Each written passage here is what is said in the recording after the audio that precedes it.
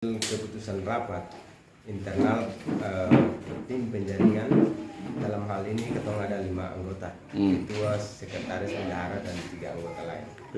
Dari hasil keputusan itu bahwa dengan instruksi DPP bahwa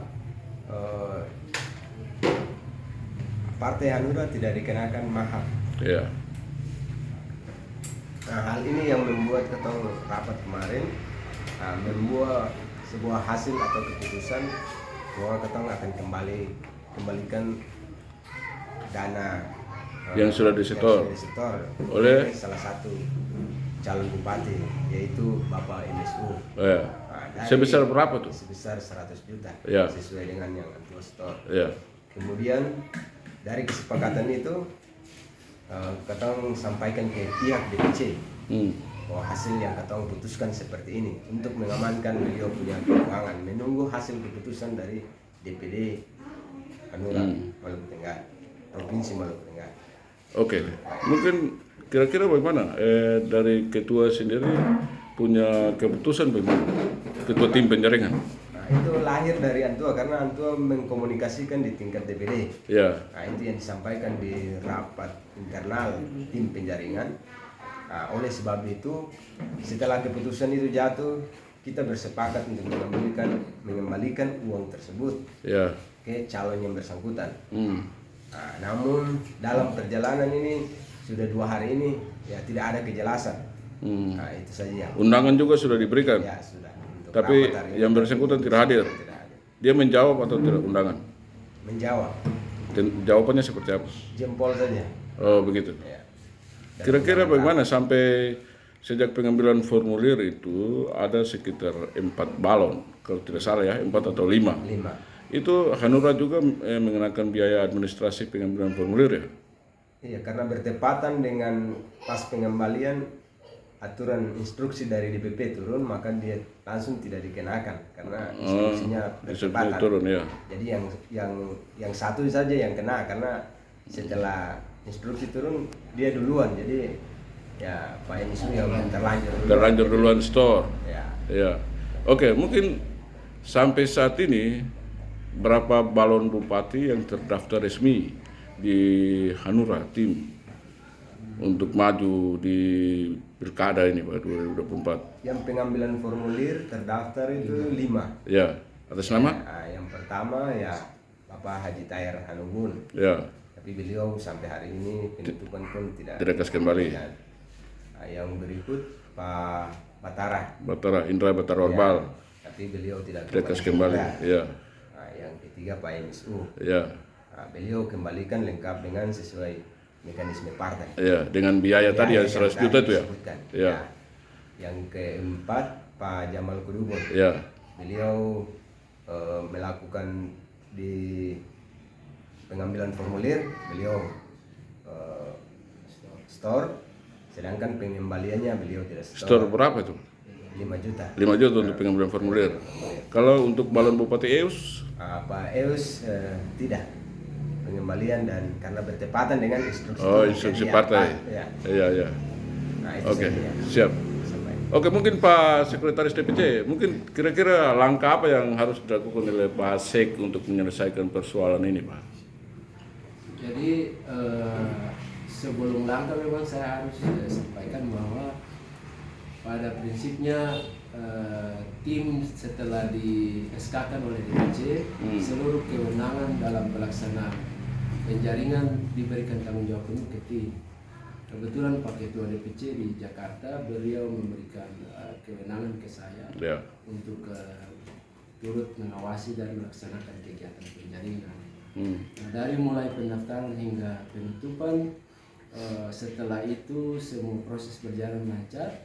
Lalu kemudian tim melakukan rapat dan apa yang disampaikan oleh sekretaris tim tadi bahwa sesuai dengan instruksi partai, maka khusus untuk Hanura Maluku Provinsi Maluku itu tidak ada mahar. Seluruh 11 kecamatan, kabupaten, kota tidak dikenakan mahar. Nah, sedangkan di provinsi lain seperti biasa ada mahar yang dilakukan. Ini juga karena memang ada internal persoalan internal di dalam yang memang juga kemudian menjadi instruksi yang dilakukan ke manajemen. Nah setelah itu maka setelah informasi disampaikan tim, maka tim kemudian pleno dan memutuskan. Dalam keputusan itu ada dua hal yang diputuskan. Yang pertama terkait dengan bakal calon siap mana yang diusulkan namanya. Nah sesuai dengan pengembalian cuma 3, maka 3 itu yang diusulkan. Yang kedua terkait dengan biaya itu, karena ada instruksi dari PP, maka tim bersepakat untuk mengembalikan biaya itu ke yang bersangkutan, dalam hal ini bakal calon bupati Pak MSU. Nah setelah tim merapat, kemudian mereka juga melaporkan secara resmi ke saya dalam rapat kemarin hari Minggu, dan saya pada prinsipnya sebagai pimpinan partai mengiyakan, memberikan ruang yang seluas-luasnya kepada tim. Apa yang diputuskan di tim, saya tetap mendukung. Nah cuman memang karena miskomunikasi ini, maka dari kemarin hingga hari ini belum ada kejelasan dari ketua tim dan bendahara terkait dengan apakah sudah dikembalikan atau belum. Tapi informasi yang saya terima resmi dari tim MSU, mereka sampai hari ini belum menerima pengembalian itu. Nah terkait dengan persoalan ini, saya tetap akan mengkoordinasikan ke ketua DPC untuk mengambil langkah. Kalau memang ketua DPC memberikan ruang ke saya untuk mengundang untuk melakukan rapat dengan tim, maka dalam waktu dekat paling lambat besok pagi saya akan undang untuk kita rapat untuk mengklarifikasi seluruh persoalan ini. Siap. Diharapkan hal-hal ini bisa terselesaikan di dalam tim. Persoalan internal. Ya. Oke Pak Sekretaris, mungkin selama ini dari sejak pendaftaran, pengambilan formulir sampai pendaftaran dan sudah penutupan, apakah dari tim penjaringan sendiri telah membuat laporan secara lisan ataupun tertulis kepada pengurus DPC terkait dengan proses ini, Pak? Laporan secara tertulis memang belum, tetapi evaluasi secara lisan setiap hari kita evaluasi. Kebetulan saya juga ada di sekretariat setiap hari, jadi komunikasi selalu disampaikan. Karena dalam setiap pengambilan dan pengambilan formulir saya selalu ada dalam proses itu. Jadi secara tertulis belum, tapi secara lisan telah disampaikan. Berarti Pak Sek, apabila langkah yang diambil oleh tim maupun DPC kepada yang bersangkutan bersama rekannya untuk segera melaksanakan keputusan hasil rapat tim internal dalam waktu dekat ini. Tapi apabila itu tidak dilaksanakan oleh ketua tim penjaringan bersama bendahara, kira-kira langkah apa yang dilakukan? Tentunya saya akan koordinasi dengan ketua DPC, tetapi secara pribadi sebagai pimpinan partai, jika hal ini sudah menjadi pelanggaran dan dalam hal komunikasi terhadap pimpinan DPC sebagai penanggung jawab, maka saya pasti akan ambil tindakan tegas. Siap. Bisa berupa saya pecat dari tim. Dari tim saya akan melakukan tindakan. Termasuk keanggotaannya? Keanggotaan tidak. Pasti akan diambil langkah kebijakan untuk mengevaluasi ketua dan bendahara untuk diganti dengan yang lain. Siap. Karena itu memang hak kewenangan DPC untuk mengeluarkan SK. Apakah ini ada indikasi penggelapan, Pak? Saya tidak bisa sampaikan iya atau tidak. Oh ya. Tetapi dalam proses ini maka tentunya diperlukan transparansi. Siap. Jadi soal transparansi itu yang kemungkinan besar teman-teman tim inginkan, sehingga bisa dipertanggungjawabkan. Soal pertanggungjawaban karena memang sudah terbuka secara umum, maka sudah pasti saya yakin di luar sana juga orang sudah bicara, tapi kita butuh kepastian dari ketua dan bendahara sehingga proses pengambilan ini terjadi. Walaupun pengambilannya 1 jam, kemudian 1 jam MSU kembalikan, tidak apa-apa, yang penting kita kembalikan untuk melaksanakan perintah DPP. Jadi meskipun kembali terus MSU kembalikan lagi, ya itu soal yang penting sudah dikembalikan, sehingga kita tidak jadi beban aturan, karena itu instruksi DPP. Jadi harus dilaksanakan. Itu yang saya tekankan sebetulnya.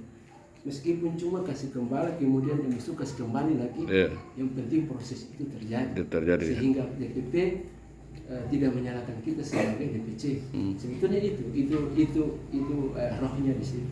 Tapi Pak Sek, bagaimana pendapat ada tadi Pak Ketua Tim Penjaringan sendiri membalas pesan WhatsApp bahwa sebenarnya tidak ada masalah internal di tim Penjaringan dan Partai Hanura dalam persoalan ini, Pak? Saya kira mungkin Ketua Tim hanya semacam bahasa untuk menggelabui, menutupi informasi sehingga tidak keluar sampai di luar. Ya. Tapi saya yakin secara nurani Ketua Tim pasti akan mencoba berkoordinasi untuk menyelesaikan masalah. Ya. Saya sebetulnya yakin itu. Siap. Cuma mungkin beliau berusaha menutupi sehingga tidak ini. Tapi faktanya hari ini memang itu. Jadi apa yang disampaikan oleh Sekretaris Tim dan seluruh tim yang ada sudah jelas bahwa memang itu menjadi hasil keputusan pleno yang harus dilaksanakan. Tapi saya tekankan sekali lagi sebagai pimpinan partai, jika besok tidak setelah berkoordinasi dengan ketua dan saya mengambil langkah, jika tidak lagi ada etiket baik, maka kami akan mengambil keputusan untuk mengevaluasi yang bersangkutan dalam tim. Siap. Terima kasih. Ya.